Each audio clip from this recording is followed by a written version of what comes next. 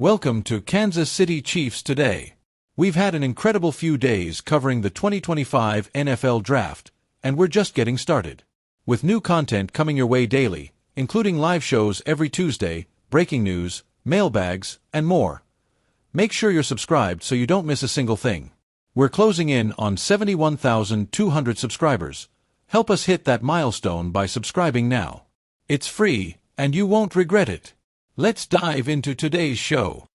As we continue our deep dive into the Chiefs' 2025 NFL Draft picks, today we have a breakdown of Mel Kiper Jr.'s draft grade for Kansas City. Kiper's grade for the Chiefs? A solid B+.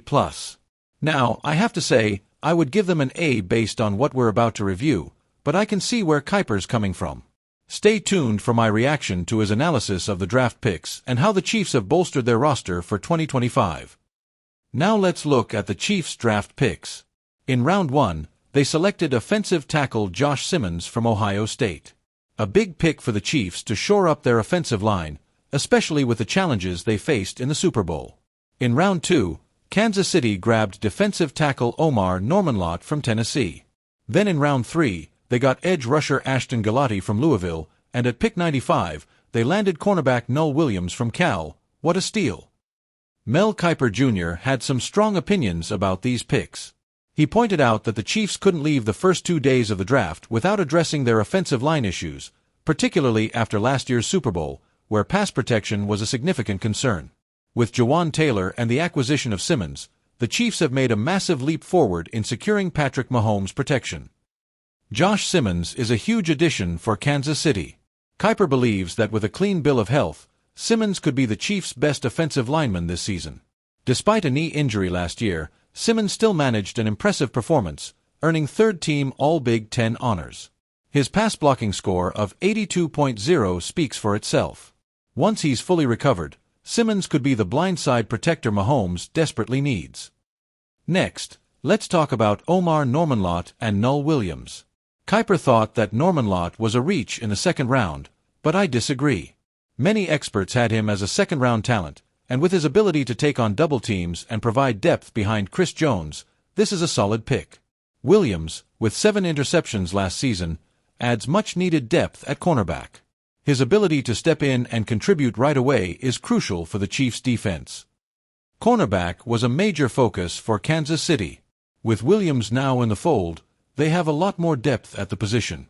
With Trent McDuffie returning, Williams brings a pressing need for the Chiefs.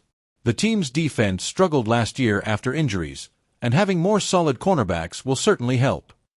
Let's talk about Jalen Royals and Rashard Smith, 2 intriguing picks on day 3. Royals, with his blazing 4.3 speed, could be a game-changer in the Chiefs' offense. As Patrick Mahomes mentioned, the Chiefs are looking to stretch the field more, and with Royals' speed, this could finally happen. Meanwhile, Rashard Smith, a former receiver turned running back, adds more versatility to Kansas City's backfield. Don't sleep on this pick. Smith could be the next Isaiah Pacheco.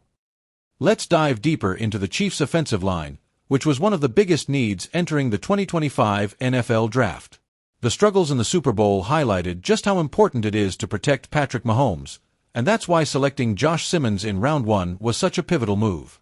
We know that Mahomes has a special ability to extend plays, but without solid protection, he becomes a sitting duck. Simmons' addition gives the Chiefs flexibility to shift players around and ensure the offensive line is stronger and more reliable.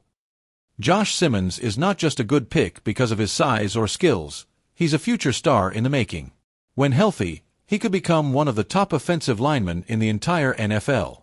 You're looking at a guy who's 6 feet 4 inches and 317 pounds with a superb pass-blocking score. His knee injury last season was a bump in the road, but it was a minor setback for a major talent. With the right development, Simmons could be the anchor on the left side of the line for years to come. Now, let's talk about Omar Norman-Lott, a pick I'm personally excited about. He's not just a traditional defensive tackle, he's a player who can disrupt the backfield and create chaos for quarterbacks. As a 3-technique defensive tackle, Norman-Lott's burst off the line and ability to handle double teams gives the Chiefs much-needed depth behind Chris Jones. With Jones getting older, the Chiefs need someone who can keep opposing offenses in check when Jones isn't on the field. One area of concern last season was the Chiefs' cornerback depth. Jalen Watson's injury exposed the lack of quality backups, and the team had to make sure that wouldn't happen again. Enter Nohl Williams, a ball-hawking corner who's coming off a spectacular season with 7 interceptions. His skills make him a perfect fit for Kansas City's defense.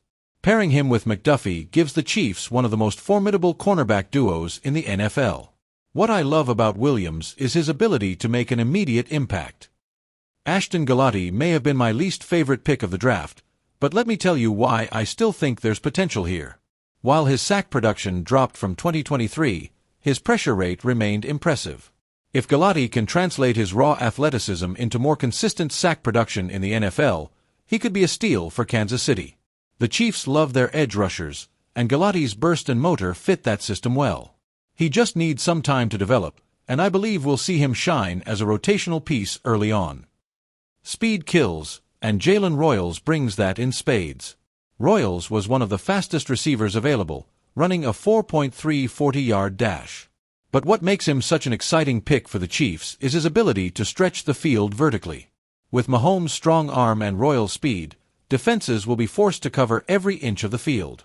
Royals can open up space for Travis Kelce, the running backs, and even Sky Moore. His ability to get behind the defense and make big plays will give the Chiefs even more options in their already potent offense. Rashard Smith's selection might fly under the radar for some, but I'm a fan of this pick. The Chiefs need more speed and explosiveness from the running back position, and Smith has the potential to provide that. Smith, who was a converted receiver, brings great hands and a knack for making plays in the open field. Andy Reid's offense loves running backs who can catch passes, and Smith fits that mold perfectly. With his kick return experience, he could contribute in multiple areas, and he's another potential gem from this draft. One thing that stood out from Mel Kiper's evaluation was his critique that the Chiefs should have drafted a tight end. With Travis Kelce aging, Kiper believes the Chiefs should have added another option to the position. But I disagree. The Chiefs already have Jared Way, who was drafted last year but missed most of his rookie season with an ACL injury. WY is coming back healthy, and if he can live up to the hype, he might be the future tight end for Kansas City. And let's not forget about Noah Gray, who has shown promise as Kelce's backup. To wrap things up, let's take a step back and evaluate the Chiefs' 2025 draft class. I think Brett Veach and the front office knocked it out of the park.